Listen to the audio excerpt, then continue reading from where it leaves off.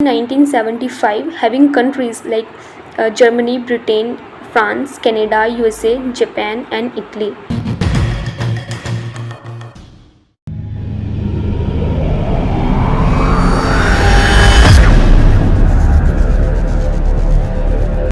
Good afternoon, everyone. Topic for today lecture is G7. During the 1970, when the world is facing the global economic crisis, then the group of the countries emerged with an objective to tackle these problems and came up with solution. So the G7 is the group of the wealthiest countries which represent around 40% of the world GDP. It is an intergovernmental organization which was established in 1975, having countries like Germany, Britain, France, Canada, USA, Japan, and Italy. Recently, the 47th summit of the G7 was hosted by the UK with some guest countries like India, Australia, and South Korea.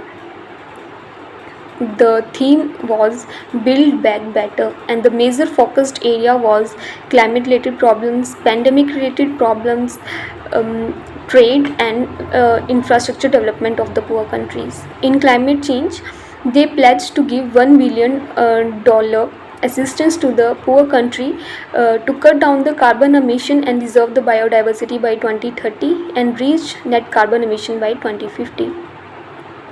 They also signed Cambridge Bay Declaration, in which they aim to prevent further pandemics and give 1 billion assistance to the vaccine doses to the poor countries.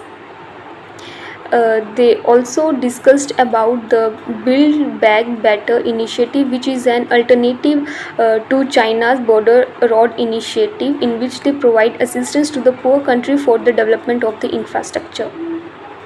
If we talk about the India stance, then India emphasizes on One Earth, One Health initiative, which is appreciated by the other countries too. India also gave more focus on climate related problems, as India was the only country who was on the track to meet the climate Paris Agreement.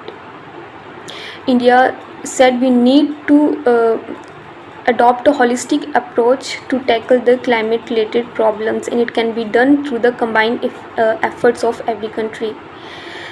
So in the last, G7, which is a group of the wealthiest countries, proved to be very effective to India, as they provide assistance for climate and further pandemic related problems.